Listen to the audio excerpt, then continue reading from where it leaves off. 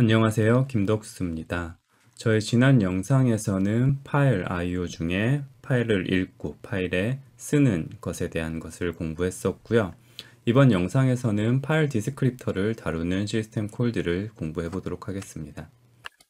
네, 첫 번째로 다룰 시스템 콜은 파일 디스크립터를 복사하는 시스템 콜로서 DUP, duplication의 약자겠죠. 그리고 DUP2, 똑같은 duplication을 하는데 사용법이 조금 다른 녀석이라고 생각하시면 됩니다. 그래서 이 녀석이 무엇을 하는 녀석인지 보시면요. 여기에 우리가 복사하고 싶은 파일 디스크립터를 넣어주면 그 파일 디스크립터를 복사한 녀석이 반환되게 됩니다. duplicate2 같은 경우는 두 번째 인자가 있어서 여기가 이제 원래 내가 가지고 있던 파일 디스크립터고 이거를 어디다가 복사하고 싶은지를 지정을 하는 거예요. 저희 파일 디스크립터 같은 경우는 정수라고 했었죠. 그래서 첫 번째 duplication 함수를 사용하는 경우에는 이걸 복사한, 만약 이 녀석이 3번이었고 우리가 현재 3번까지 차 있다고 하면은 4번에 복사가 되고 4번이 반환이 되게 되고요. duplication 2 같은 경우에는 나는 4번이 아니라 10번에다가 복사하고 싶어 라고 하면은 이 녀석하고 같은 파일을 가리키는 파일 디스크립터를 10번에 복사해 놓게 되는 것입니다. 네, 그렇게 파일 디스크립터를 복사한다라는 개념으로 이해하시면 되고 뒤에 예제를 보시면 조금 더 명확해지실 것 같네요. 리턴 타입은 아까 말씀드린 대로 첫 번째 duplicate 같은 경우는 복사된 녀석의 파일 디스크립터, 즉 번호, 이건 정수라고 했으니까 복사한 새로운 fd, 그 정수값이 반환되게 되고요. 그리고 에러인 경우는 -1이 반환되게 됩니다. duplicate 2 같은 경우도 요 값이 반환이 되게 되겠죠. 네, 그래서 이거를 그림으로 좀 표현해 보면 다음과 같습니다.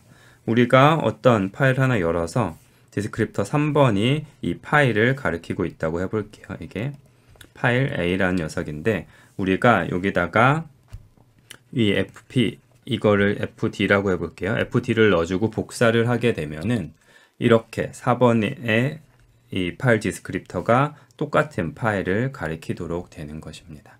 네, 화살표는 이렇게 간다고 생각하시면 될 것 같습니다. 그래서 만약 여기를 우리가 fd2라는 이름으로 부여를 해 주었다면 이 녀석도 이 파일을 가리키게 되고 이 녀석도 똑같은 A라는 파일을 가리키게 되는 겁니다. 그래서 3번을 통해서나 4번을 통해서나 똑같은 파일에 접근해서 우리가 작업을 할 수 있게 된다라고 이해를 해주시면 됩니다.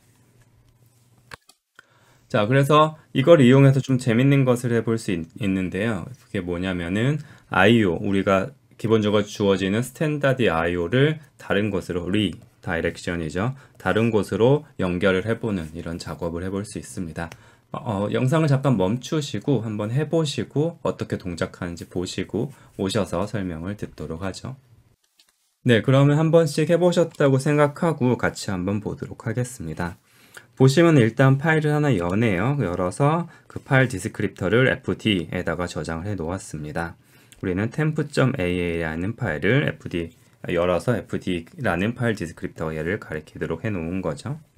자, 넘어가서 보면은 그리고 close 파일을 닫는 거였죠. 파일을 닫는데 몇 번째 걸 닫냐라고 했더니 1이라고 했습니다. 1이 뭐라 그랬죠? 스탠다드 아웃이라 그랬죠. 이거는 원래 모니터에 연결이 되어 있죠. 자, 이걸 닫아 버렸습니다. 자, 이걸 닫고 이제 무슨 일을 하는지 보도록 하죠. 자, 이게 이제 핵심이 되는데요.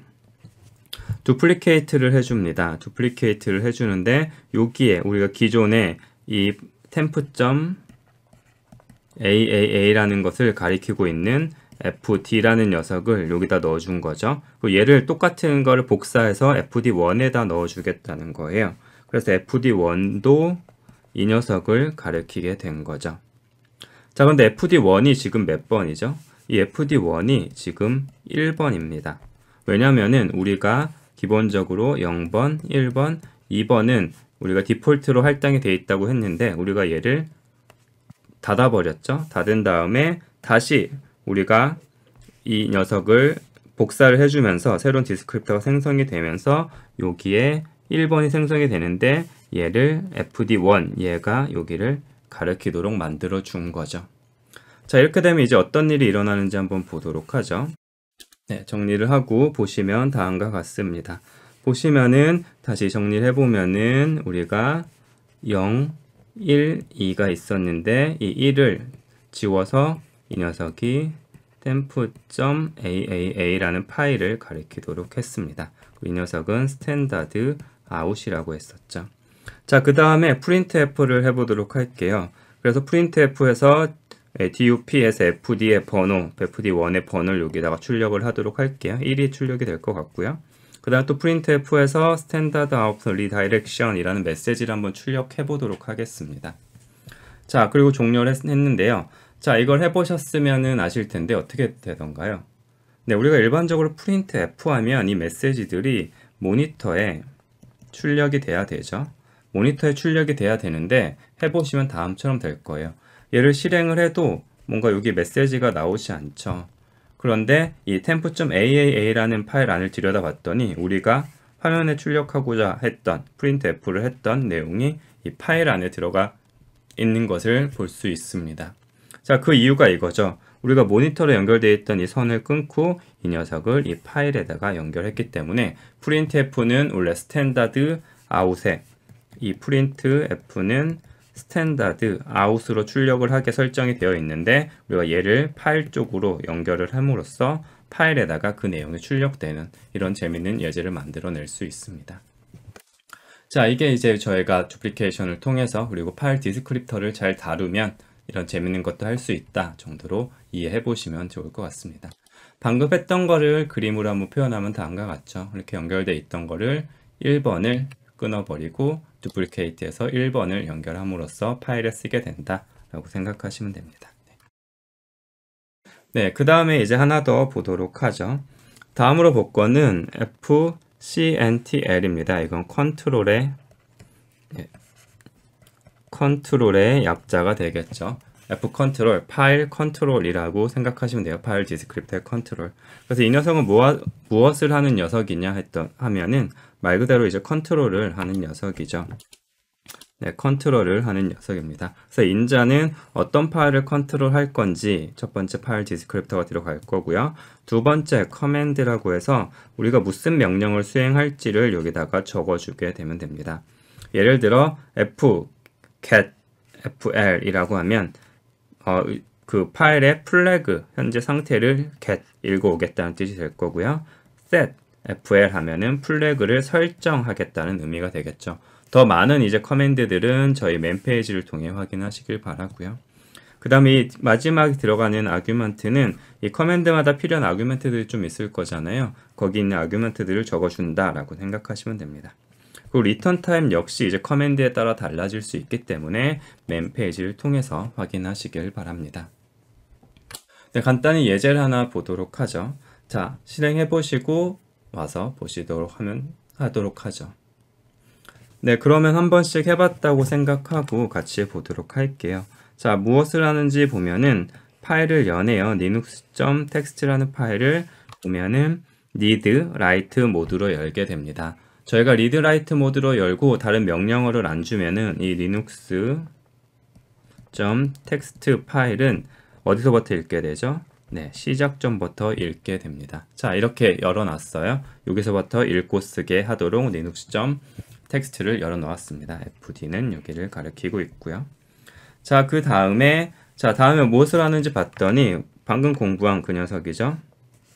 자, f 파일 컨트롤을 통해서 현재의 플래그를 가져오고 있습니다. 우리 이 녀석은 get 플래그에서 플래그를 가져오는 녀석이라고 했죠. 그래서 플래그라는 변수에다가 저장을 해 놓았습니다. 자, 옵션들은 앞선 강의에서 봤듯이 하나의 숫자로 표현이 되어 있죠. 이걸 이제 비트 5어로 정의가 되어 있는 건 이제 다들 아실 겁니다. 자, 그럼 뒤에 가서 봤더니 이 플래그에다가 다시 5어를 해줘요. 5어. 뭘 5어를 해줄 거냐면 이 어펜드를 5어를 해주겠대요. 그러니까 플래그가 원래 있고 5어 해서 어펜드를 해서 다시 플래그에다가 넣어주는 거죠. 자, 그럼 무엇이 되느냐? 얘는 5어 연산자이기 때문에 이 속성이 여기다가 더해지게 되는 거겠죠. 추가가 되는 겁니다.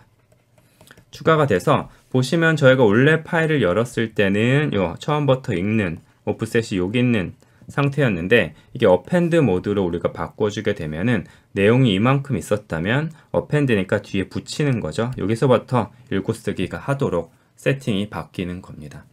그래서 이 플래그를 이렇게 세팅을 바꾸고 싶으면 다시 적용을 해줘야겠죠. 요 F 컨트롤 해서 F set FL을 해주는 거죠. 그 다음에 이 녀석 우리가 만들어 놓은 플래그를 set해서 이 파일에다가 적용을 해주는 겁니다. 그래서 여기 있던 녀석을 여기로 옮겨주는 역할을 하게 될 것 같네요.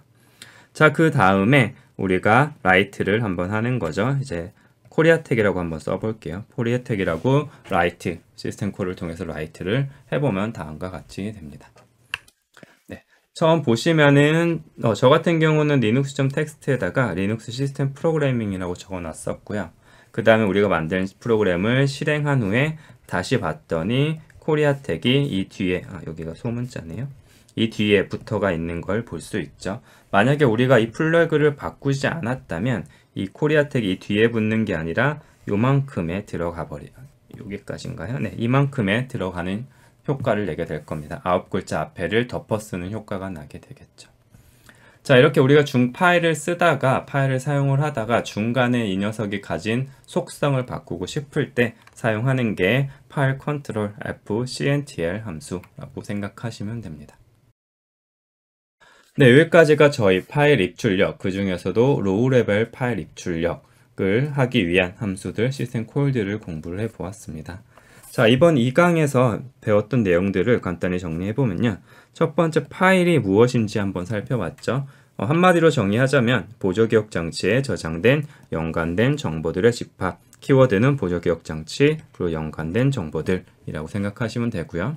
그리고 OS들은 파일을 다루기 위한 시스템 콜을 제공해야 된다는 이야기를 했습니다. 그리고 이 녀석이 이제 로우 레벨 파일 IO를 위해 사용하게 된다라고 했고요. 그 다음에 우리가 파일을 열고 닫는 법, 파일을 읽고 파일에 쓰는 법, 그리고 파일 디스크립터에 대한 이야기를 했었고요. 세부적으로는 파일 오프셋이라는 게 무엇인지, 그리고 파일 싱크로나이제이션 하기 위해서 어떻게 해야 되는지, 이 안에 있는 페이지 캐시라든가 라이트백에 대한 개념을 한번 살펴보았습니다. 네, 저희 2강의 내용은 여기까지고요. 저희 3강에서는 똑같이 파일 IO긴 한데 이번 2강에서 로우 레벨 파일 IO를 다뤘다면 3강에서는 하이 레벨 파일 IO, 다른 이름으로는 버퍼드 IO를 다루어 보도록 하겠습니다.